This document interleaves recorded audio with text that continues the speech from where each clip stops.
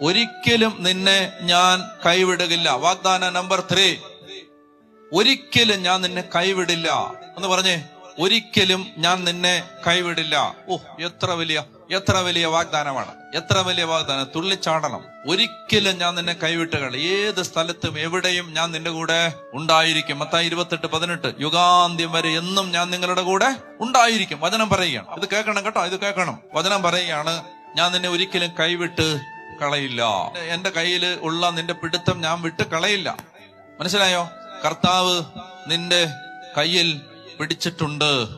കർത്താവ് ഒരിക്കലും കൈവിട്ട് കളയില്ല. മനസ്സിലായി? അതാണ് പറയുന്നത് സങ്കീർത്തനം 37, 23, 24, Psalms 37, 23 and 24. മനുഷ്യന്റെ പാദങ്ങളെ നയിക്കുന്നത് കർത്താവാണ്.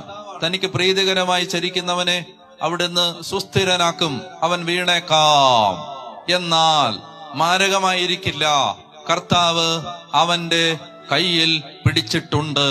മനസ്സിലായി? അവൻ വീണേക്കാം, എന്നാൽ അത് മാരകമായിരിക്കുകയില്ല. അവന് ചിലപ്പോ സാമ്പത്തിക നഷ്ടം വന്നേക്കാം, അവന് ചിലപ്പോ വിഷമിപ്പിക്കുന്ന സാഹചര്യങ്ങൾ ഉണ്ടായേക്കാം, അവന്റെ ജീവിതത്തിൽ ചിലപ്പോ സങ്കടങ്ങൾ വരാം, അവന് ചിലപ്പോ അസുഖം വരാം. പക്ഷെ അത് മാരകമാവില്ല. എന്താണ് കാരണം? കർത്താവ് അവന്റെ കയ്യിൽ പിടിച്ചിട്ടുണ്ട്. കൈ ഉയർത്തിയൊക്കെ പ്രാർത്ഥിക്കുന്ന സമയത്ത് മനസ്സിൽ കാണണം, ഈ കയ്യിൽ ആര് പിടിച്ചിട്ടുണ്ട്? കർത്താവ് പിടിച്ചിട്ടുണ്ട്. അവൻ വീണാലും അത് മാരകമായിരിക്കുകയില്ല. കർത്താവ് അവന്റെ കയ്യിൽ പിടിച്ചിട്ടുണ്ട്.